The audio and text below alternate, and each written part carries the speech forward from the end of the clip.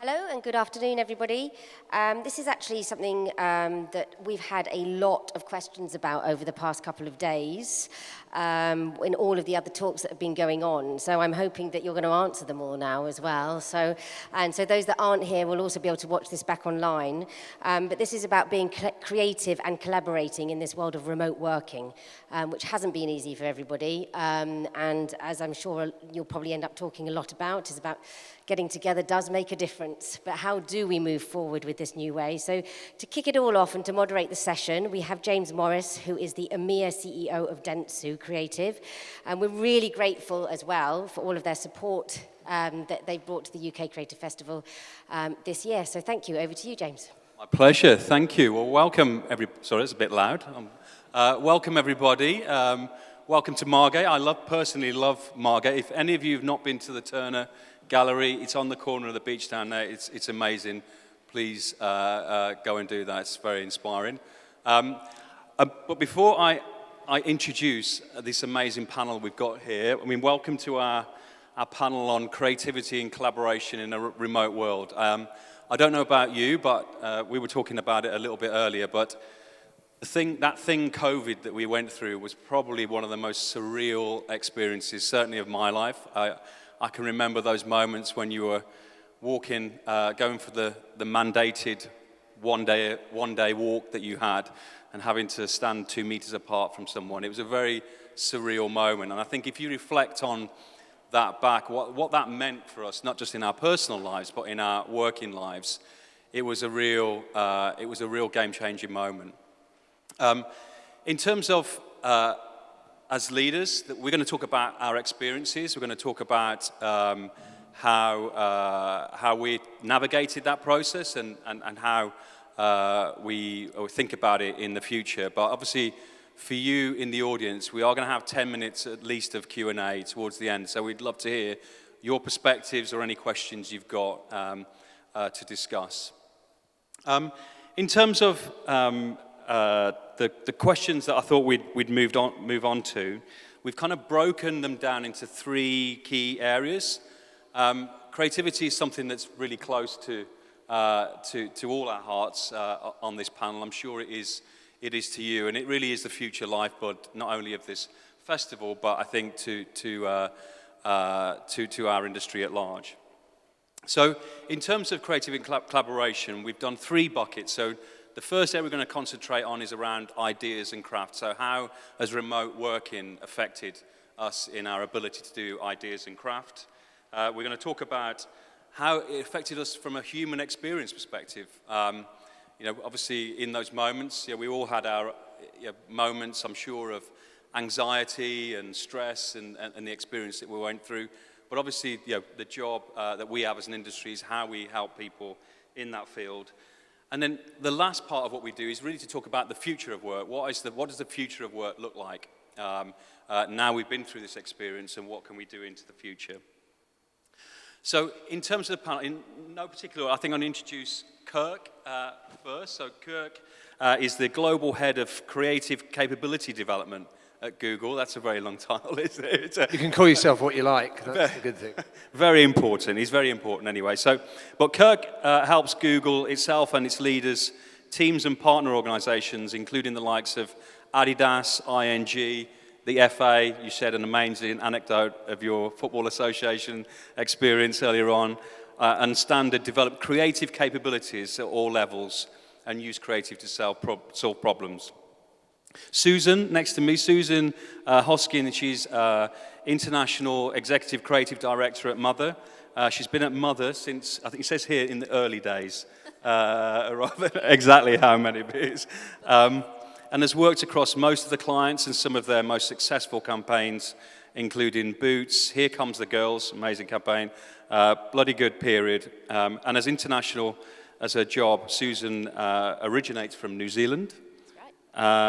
Lived in the US and settled in the UK. So you're about to find out what Susan's accent is like as a result. Victoria, last but not least, Bickle. Victoria's UK MD at mSix and Partners. Victoria is the UK MD of mSix, where she drives growth, strategy, and client relationships. She's passionate about developing talent, helping brands build a culture of understanding, safety and belonging, and driving the diversity and inclusion agenda. So in terms of kicking on, I'd love to start really by drilling down into these concepts we mentioned of creativity and collaboration. And what these look like. I think we talk about remote here, but I think the reality is most of us are now working in a hybrid environment. So there's been a big shift towards this hybrid work in the creative industries in particular. The truth is that it can look very different from one company to the next. So to ask each of you as a panel, what are your current policies and ways of working at each of your respective organizations, starting with you first, Susan? Okay. I think ours might be a little bit different than most agencies, to be honest. So we've gone to a 3-day-a-week compulsory going in. So we're in on Tuesdays, Wednesdays, and Thursdays. And we're actually sort of mandating that it is those days so that we're all together in the office over them, which is working well. So we nicknamed the Tuesdays, Wednesdays, and Thursdays as the twat. Is what it's become known in our organisation as well. So yeah, there's the short. So next to you, Victoria.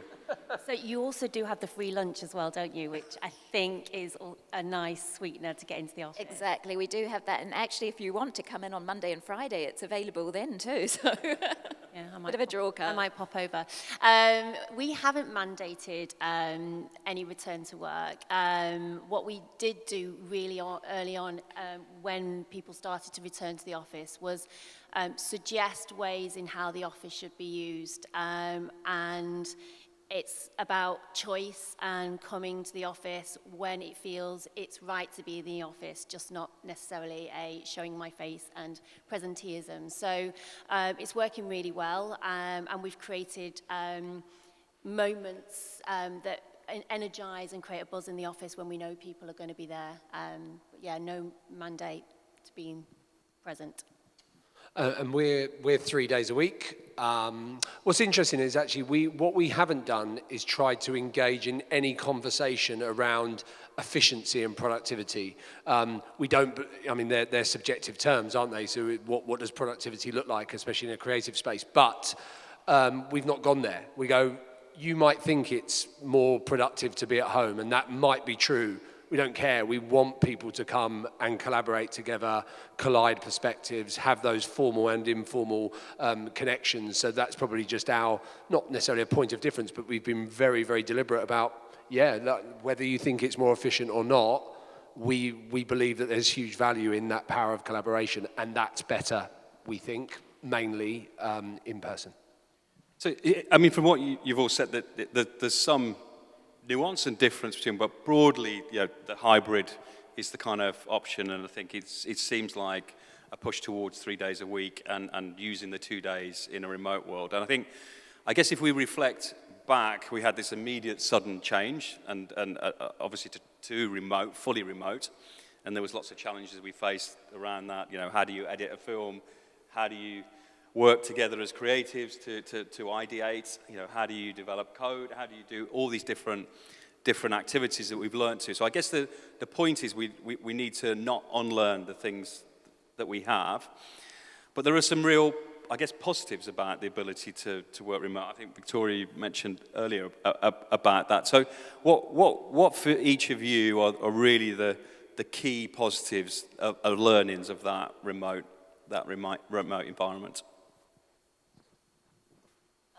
I think the thing that we kind of don't want to lose from what we've learned in remote is the actual balance of life and work, and that everything doesn't have to fit within an 8-hour, and it doesn't have to be 9 till 5. It can be 7 till 2.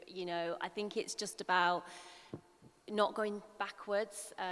We were talking as a team earlier about Adam and Eve and 5 days a week, and that just doesn't seem right in this day and age now. It is about that balance, and it's about, being, for the first time, there's a sense that we can have it all. We can have the family, we can sit down and have a meal together, but we can also be high performers in the workplace.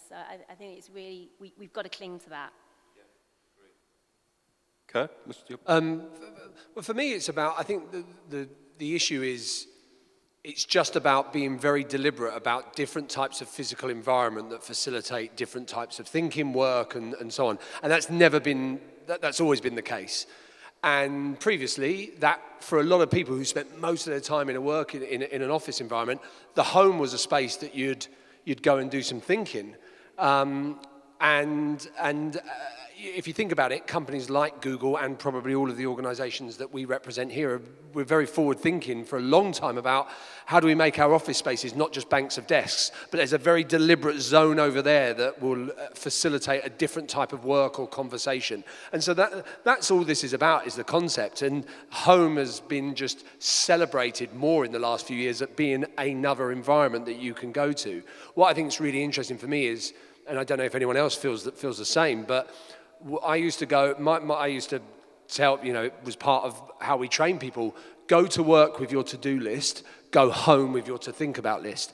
But that's flipped for me now, because home isn't the inspiring place actually that it was. It doesn't offer me that stimulus. It's a brilliant, efficient way to get up. I've got a 30-second commute, and I can get loads of stuff done in terms of admin and so on, and output-driven stuff. But actually, I crave coming back to the office now for that to think about list, to get that stimulus. So that's how we're trying to frame it. Is it's always been an environment that's been available to us. We've celebrated it more than ever, but there's potentially some flip around what it serves and what it used to serve.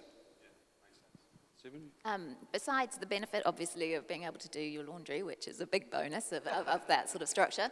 I mean, I think for us, especially because I work a bit internationally as well, like it just brings the world a bit closer. We've got so used to being able to communicate more effectively over Zoom that we can actually sort of, stretch our teams a little bit wider, and that's actually really beneficial. Yeah, no, absolutely. And I think, obviously, for everyone and as an experience, it feels antiquated. To your point earlier, Victoria, around to mandate a 5-day-a-week now feels antiquated. Actually, we've learned to live our lives differently, get the right balance between how we work, how we live our lives.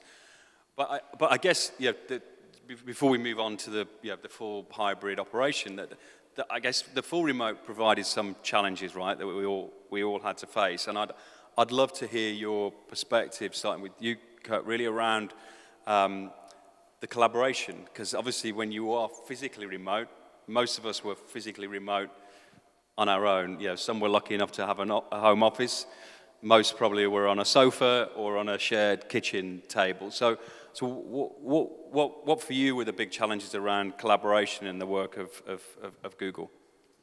So, people learning to turn their mic on and things like that with the original. But actually, we've got to celebrate the fact it has forced us to get much better at it, that we would never have got this good, this quick, if we didn't have it. And so let's celebrate that. It's a brilliant tool now. All of us, we've got over the cringe. I spent probably the first year of the pandemic just being obsessed with my face on the call. I know I'm not the only person in this room that had that. And it's not just a vanity thing. You're just like, how am I coming across? It's like when you hear your voice recorded. It's those kind of things. So I think getting over that was just a big thing. And then beyond that, actually, in an organization like Google, we only saw upside, really. It created a balanced playing field for people that like to talk out loud. And I don't want to use sort of crude terms like introvert and extrovert, but the in-person space is a really safe space for those that love to think out loud and kick their opinions around in the presence of others. What it didn't do was give people those that perhaps want that bit of reflection space. And used as a powerful tool, being in person, being remote is a brilliant tool for that. So we saw a massive upside because we have a lot of people in our working population who really want that space to reflect. So something that so then it becomes, how do you help facilitators, broadly managers in most cases, to help to really make the most of that? So we used a bit of language, time to think, time to talk. And if you are planning a meeting that is virtual, how are you deliberately designing for both? So a simple example would be, have a half-time break in your meeting where you might pose a question, let people go and get a cuppa or do the 10-minute hang the washing out, And that's a brilliant time for a bit of reflection that almost wasn't allowed to happen when you're all in the same meeting room. And then guess what? You come back, and those folks that otherwise might not have felt as confident about speaking up would speak up a lot more. So, sorry, it's actually almost a reverse of the challenge. The challenge is, how do you get people to facilitate it well? That's probably it. Because the potential is there. Just people need to be better at facilitating, hosting those meetings, managing the energy, all of that stuff. Totally. To you, Susan, what was your experience around collaboration in the creative process? We actually found it quite detrimental. It felt like we weren't. I think with what we do, and that we really benefit from all being together and sort of sparking off each other and sort of feeding off each other's ideas, and it was just that much more difficult over Zoom. It just isn't the same as when you're in the same room and you're just chatting to someone and you feed off each other's ideas, or even those accidental moments where you're walking up the stairs and, you know, someone happens to mention a project and you're like, oh, I've got an idea for that, or I know someone that can help us do that. And so all of those sorts of connections just weren't happening. And so everything did just seem that little bit more manufactured, really, because it was sort of structured by time. To you as well, Victoria, your experience? I think what we saw, particularly in the first year of being in the home, was, I think, creativity, innovation completely dropped off a cliff in media. And it's because a lot of marketeers were focused on performance. So all of a sudden it became data and spreadsheets and no creativity at all. And actually, it's been an opportunity, because what we realized is that we weren't, you could see it through awards, we weren't being nominated. There wasn't enough papers, wasn't enough case studies, because they were pretty dry. Now it's created an opportunity because we've had to really think about how we collaborate, because we are still in a hybrid world. No one's ever really in the office at the same time. So how do you use those tools? But also, how do you, I guess, put the magic back into those numbers and those spreadsheets, and how we work together and on coming back from that. But we saw that impact quite quickly in terms of the work wasn't exciting. So we had to flip it quite quickly. Yeah, no, totally. Well, I'm sure everybody here had similar experiences of learning the new etiquette. I mean, I'm old enough to remember when video conferencing first came in, and everybody always speaks at the same time. That was the thing, wasn't it? It's like you all start at the same time. But I think, to your point, the spontaneity, the inspiration you get from not waking up in the morning and sitting at your desk or your sofa or whatever, and I think, Victoria, we got a little bit into actually just getting the job done. I think what you're talking about in that we were actually stressing about the environment, and then actually getting the job done. So I guess those were, if you like, the challenges. But there was, if you reflect back, there was so much creativity and I guess innovation, and because we were forced to adapt and change. And I guess that's something that we've got to continue with into the future. But what sort of digital tools and technology did we learn to use a bit different? I mean, none of us knew how to use Teams or Zoom properly, probably before. And there's new platforms like InVision and how we can do creative processes. But have you, Susan, have you got kind of experiences of new platforms and innovation in that space that helped you continue on? I mean, I think you're right. It all felt like a bit of a learning experience. Even Zoom was getting your head around that. But even like when you're on a shoot and you were doing it all remotely, I mean, all of that was a new experience for most of us. And it was exciting, and it was, it's shown that we can do it, and we were all very, creative and being able to adapt. But it still feels like it's great that we don't have to do that quite so much all the time. But there's a lot that we can gain from it as well. Yeah, totally. Well, look, I'm conscious because we've got quite a bit to get through to move on to, I guess the other thing that, and I guess for you guys to think about when we get to Q&A really is around that human experience of both remote working and then the mix with hybrid. And I guess the big challenge was around well-being. And I guess one of the biggest responsibilities we've got as leaders in this industry is to be inclusive leaders, make sure we set the right parameters for people to not only be creative and do their jobs brilliantly, but also they can have a life. And obviously we're facing record levels of inflation. Everybody's worried about the future of energy and all those things. So what are each of you trying to tackle, I guess, from your perspective, your organizations, to try and make, I guess, the human experience as positive an experience as possible? To you first, Victoria.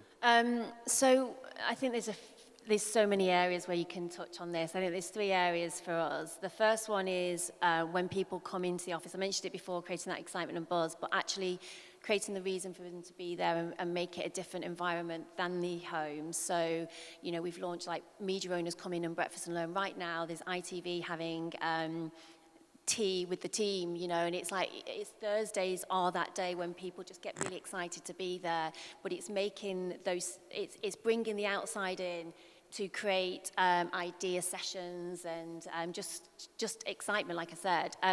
The second thing is this kind of, what we learned in lockdown was like checking in on each other. We were really good at that. And then we quickly went back into the office and we stopped checking in. So I'm about to launch at mSix and Partners this thing, I heard it on a podcast, love the podcast, but 52 little sprints, which is like every week, just do that 10-minute check-in. What was great last week? What's great this week? What you're working on? Just, and that way you can just get a sense by doing that regularly how people are feeling, but also, you know, how, you know, from a performance level as well. And then the third piece is like, you know, the cost of living. How do we take, obviously, you know, we need to think about salaries and inflation and things like that, but how do we take it just from beyond that as well? So how do we work with our clients to try and get services, cheaper broadband, cheaper energy? We've all got those in our agencies, but how can we create a package that can help against that inflated piece? So there's so much going on at the moment that is very much about people focus and how we care and how we support and how, because it's just an unknown, but it's making that office really exciting, giving them support outside of the workplace, and just checking in. Thanks, Victoria. Kirk? I think that maybe what we've found is that the only thing worse than spending a day looking at your screen at home from a psychological point of view is doing it in multiple meeting rooms in the office where you're having to run around and find them. So one thing we haven't done is added more meeting space. The obvious, everyone's going, oh, there's got to be loads more meeting rooms, right? Because everybody's got to do more video calls and so on. And we've said, no, we've not added any more meeting space globally, not one bit of additional space because of two things. Firstly, there's an opportunity in an organization like Google to get back a bit of buzz. And many of us will remember when it was fine to be on the phone, even having a shout or a joke with somebody and your colleague being sitting next to you. And, you know, the last sort of 10 years or so, that's a little bit of shh, you know, and so really celebrating it's fine to be on calls, on video calls at your desk and sort of changing that. But also just helping people to recognize, back to that point, we don't want you to come in the office and then stress about being in meeting rooms the whole time. We want you to come to the office, and we're not there yet, but one of the things we're trying to do is just get people to go, it's okay for your time not to be 100% accountable. Like, it's okay to have lunch and kick some stuff around, to see somebody on the stairs and go, should we grab a coffee? And that's okay, and I think that's much better for well-being. That's a downside, almost the over-structure that we had to our days. Some of it forced on us because of childcare and all of those things that we had to manage. Like, just helping people to forget that again and untrain that a bit. I think that's what we're really doing as well. So when we are in the office on those 3 days, just trying not to have sort of Zoom calls and more being in person. And we're quite lucky because Mother's got lots of sofas dotted around everywhere. And so we just sort of make sure that, you know, we sort of all gather together and do it in person. And that's a big thing for helping us feel sort of all part of a community again. Oh, absolutely. I mean, Google is famous for having the free lunches, free breakfasts, whatever, attracting. Or I think we found out Susan Mother have always offered a free lunch. So obviously, to the earlier point, the cost of living crisis is upon us. So I guess like the point to you guys is, one, how important do you think those things are to the future of work and the employee experience? But I think also the point is, actually is how do we engender a sense of belonging? Because I get, and so it's not just about I'm turning up because I get free coffee or whatever. Those things are going to be obviously critically important, but actually a sense of belonging, being part of a culture, and how important is the office to that sense of culture and collaboration? You want to start, Susan? Yeah, I mean, I think that's absolutely right. It's not so much about, we have always offered a free lunch at Mother, and it was something people talked about being an exciting reason to return. But it's not so much about the lunch, it's about the fact that we all sit around together and we eat it together. And we were chatting about that earlier. It's the, it's the community that you have around it, and the sense of, belonging, as you say, is really important. We have actually been fortunate that in the last year we've moved into a new space, which meant that we were able to really design the space in the new way of working. And it's, okay, we don't have the free lunches, might work on that. But we do the breakfast, and but it's more about how people are, we've really rethought about how people sit together. And we've designed the new office where it's more open space. It actually feels like a home from home. Rugs, island kitchen with stools around it, but also little pods where people can go and do that Zoom call without having to sit there with headphones.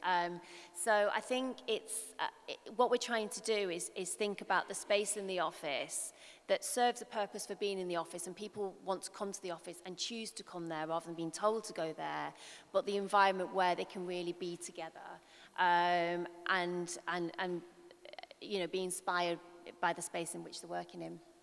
And Victoria, that's something that you've just done as well. So I mean, that is something that you've just designed, having gone through remote working or whatever. So that was the learning as well. Yeah, that was last July. We started that process. We moved in, I think, 2 months ago. And the positive, people love coming there now. And do you know what, we've downsized, we've grown massively, but we've downsized because we don't, it's a kind of, I guess, purposeful message, which we don't expect everybody to be there with in a seat. It's use the office for a real reason, and it's usually like, being there with your team and working together. Thanks, Victoria. So I think we naturally evolved into that future of work. But I think obviously Google has obviously thought lots about the future of work, and I guess Kirk as well. You're in the main, you're running a technology, a different type of creativity, right? In terms, so how important to you and your business is the office or the operation of hybrid to that collaboration, and also how are you thinking about it into the future design of the office into the future? Yeah, so my context around creativity isn't art direction, copywriting. It's simply how do we have new ideas? How do we solve problems, develop fresh options to solve problems, whether that's, legal, or finance or commercial or marketing and so on. So that's our context. And absolutely, we know that more and more, and it's many of the organizations represented here, cite creativity as the number one skill that we all need. McKinsey do, the World Economic Forum do. So we know it's needed. So, and I think the key is it's about how do we just help people. That's why I still have a job, is because we do need to learn and develop the ability to utilize everything that's around us. So back to that point, quick bit of audience participation. Who's got a to-do list? Yeah, I've got one. It's all good. Who's got a to think about list? Less hands is the mark. There are some, but there's less. And how do we value that more? Everybody's in this get it done mode. And in a world where technology and automation is, undoubtedly going to play a greater role in our jobs, but in the parts of our jobs that are get it done or binary knowledge, then actually the skill that we bring as human beings to work is our ability to collaborate, to think differently, to come up with different options to what we had before, to disrupt that thinking. And what we want to do is just help people to, back to what I said at the start, just be much more deliberate. I think that's all this is about, is are you being conscious? The amount of people that go, I'm so busy, like my calendar is crazy, but they're doing nothing to set parameters around it, like I'm going to be at home on Monday. That's the day when I'm happy to have back-to-back meetings, you know. But Tuesday, if I'm in the office, not. So I think it's about actually us all helping each other to just learn best practice, but then be really deliberate about it, because it won't happen by chance. And to you, Susan, obviously, your mother was famous for its office in the T building or whatever. You've obviously now got a mandated hybrid policy. Did you change the office when you came back, or if you didn't, have you got future thoughts on what it could look like? We did lots of signage, which was about maintaining your distance, but we did it in a fun, mother way. We didn't change the office, actually, and in fact, I think that was kind of nice. We put a big sign up saying "Welcome home" when everyone came back, and it did actually feel like everyone was coming home. Well, I mean, as I say, culture eats strategy for breakfast, so I guess that's that sense of belonging. So I think we're probably going to be heading to Q&A in about 5 minutes or so. So have a think about that. So obviously, there's been a lot of talk in the industry around the Great Resignation and people, perhaps we just talked about the importance of culture, and I guess as an industry, you know, it's a responsibility on us as leaders, but I think it's an inclusive thing. How do you consult with your teams, with your colleagues, with employees around what's important to them and what is important to the future of? Because I'm sure that there are some really interesting learnings and perspectives on that. You could take that first, Victoria? Yeah, so again, everything feels like it's fresh and new and I guess it's because we're learning a different way of working, but we've launched this. There's a couple of things really. I mentioned the 52 little sprints of just having a temperature check ongoing on how people are feeling and being able to see if there's issues arising. There's that piece, but also we've just launched this culture amp, which means that we don't really have just the 1 a year review. It's always ongoing. And these have little, like, where people they can gauge on a scale of 1 to 10 how they're feeling about different things, their progression, their management style, their managers, their teams, the work that they're doing, their clients.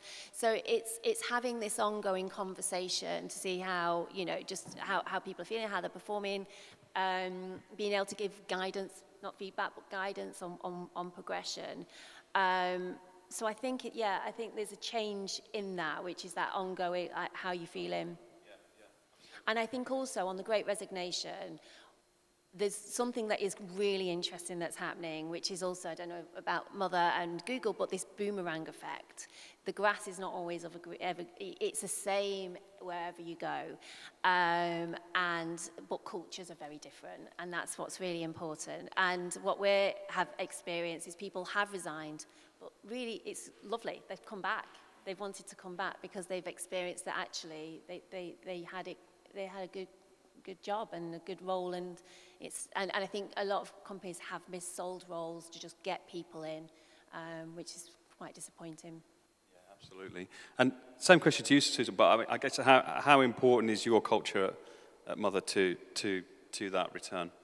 I think it's really important. We actually haven't had a drop in people leaving, which might be because during the sort of the lockdown and the height of the pandemic, we didn't let anyone go. We sort of, we did quite a lot in the wellness space with everyone, and I don't know if that was a contributing factor as well, but we haven't noticed a drop off of people, and I think we have been consulting a lot. We did it through sort of the business leads and the managers of each department sort of talking with the teams directly, and we also did sort of anonymous surveys as well, just to make sure that people really said what they felt.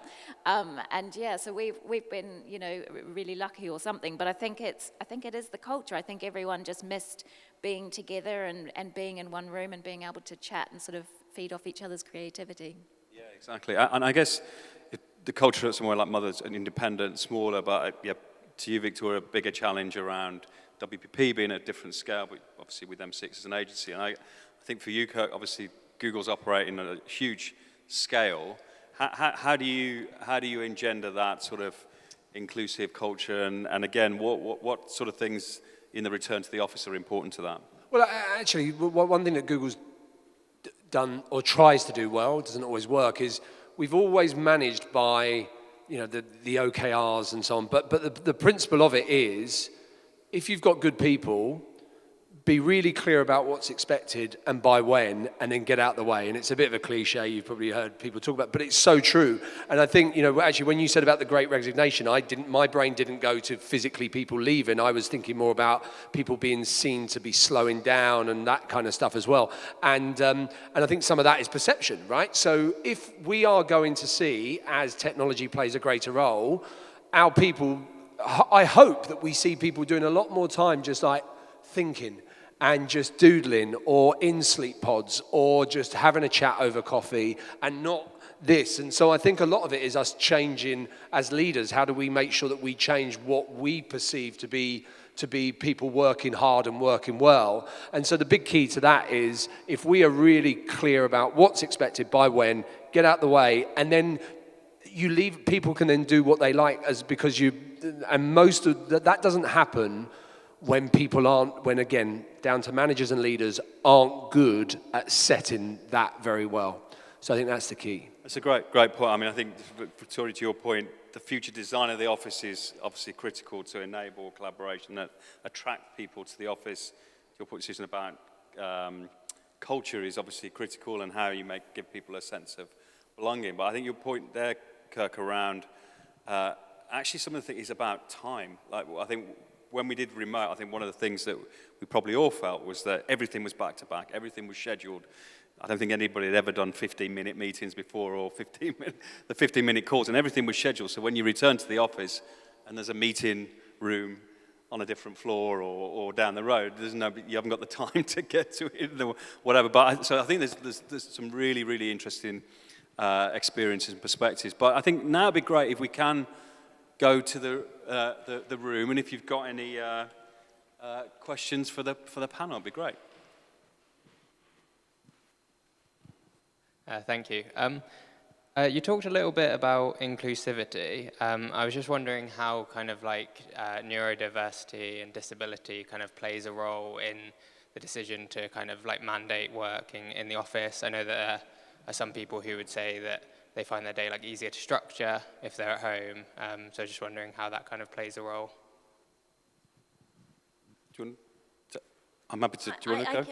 I can talk about it, because obviously we've not mandated it, but I can talk. It's an interesting one when we design the office, actually, because with neurodiversity, there's certain environments and situations and that can be really supportive. And when we were designing the office space, like the pods, for example, where you can sit in individually and just have that time, but also areas of the office that have less walk-through and is in a more quieter environment, lighting, colours, comforts like plants and art on the wall, all of that was with neurodiversity in mind, of how we wanted people to feel that the office was just as comfortable place as the home, where I can imagine that going into lockdown, it might have been a comfort to be in that space.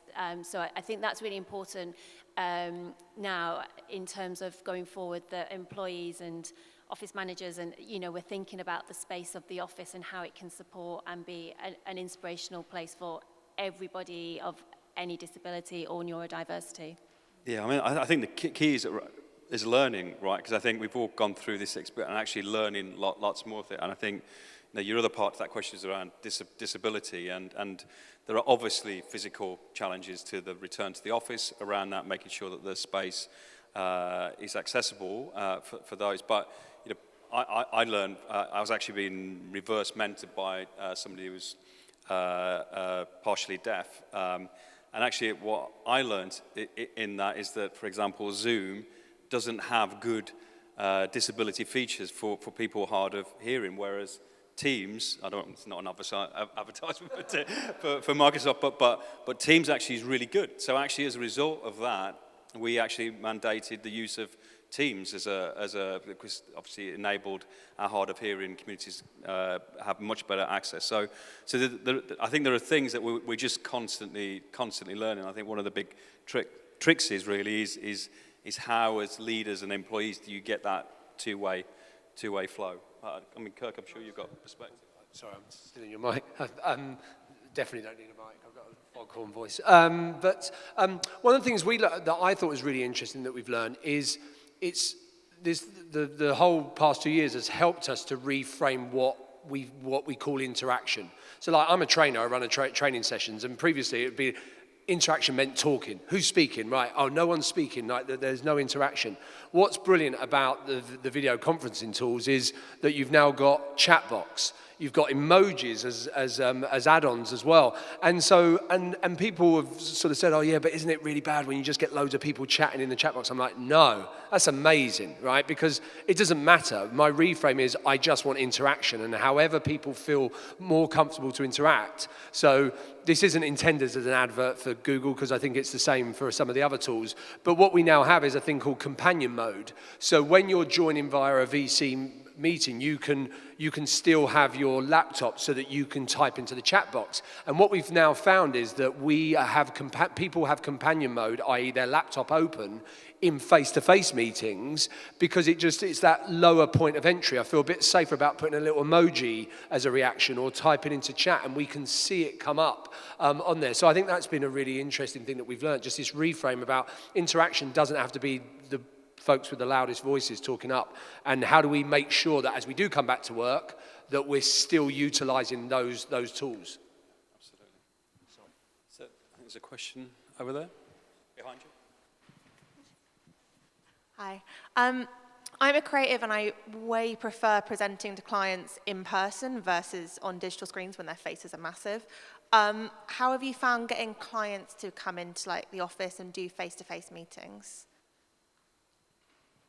Great question. Susan? It's a great question. You're so right about the giant face. So right.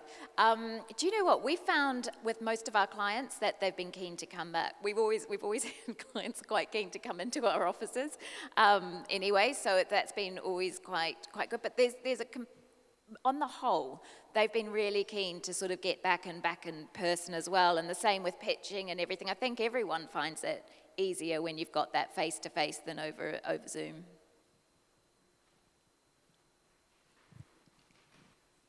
Yeah, hi. I've worked all around the world, either running agencies or making ads or talking to clients, etc. And I think what I learned was that the office is not what people hate. It's commuting is what people hate, yeah? And electronic stuff, it's a different version of commuting. But people do want to get together, and clients do want to go to your office because it's in London. They can piss off the saw, have a good time, pick some people up, and not being slow. So there's other benefits other than thinking like work about how people want to come and work with you. And for instance, one of my worst bunch of people trying to get in an office was when I was working in Amsterdam. So I'd lose people working on really good accounts, fantastic prospects. They'd join another crappy ad agency because it was 2 stops less on the tram. Yeah. You could walk from one side of Amsterdam to the other in 20 minutes, but they'd not want to do that extra 2 stops. Whereas I'd be working from anywhere in the world trying to get these buggers to do some work. So how do you get over that version of I am me and I'll do work when I want to, as opposed to work is great, everybody will want to do it. And for us in London, I'm sure everybody's work is great. In other parts of the world, work is just work. How do you blend that? Yeah.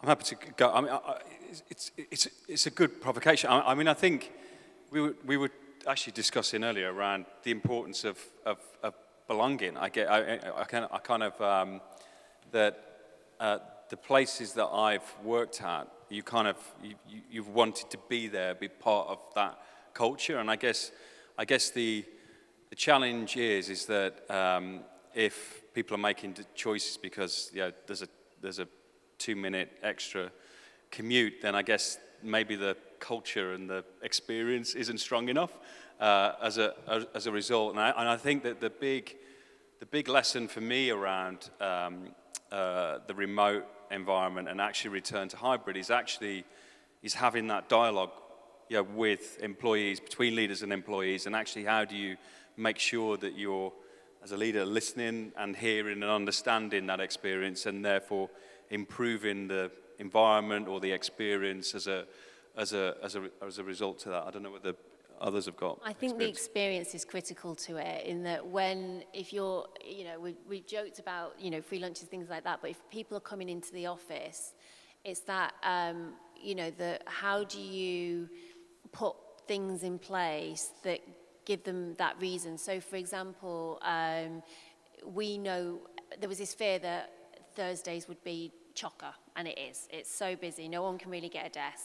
People are not as far as sitting on the floor yet, but it's really, really busy. But we, instead of fearing that, we embraced it. So that's the day when we'll do our learning and development. That's the day where we'll get media owners to come in and do creative and innovation talks. Our clients want to come in as well, which makes it even busier.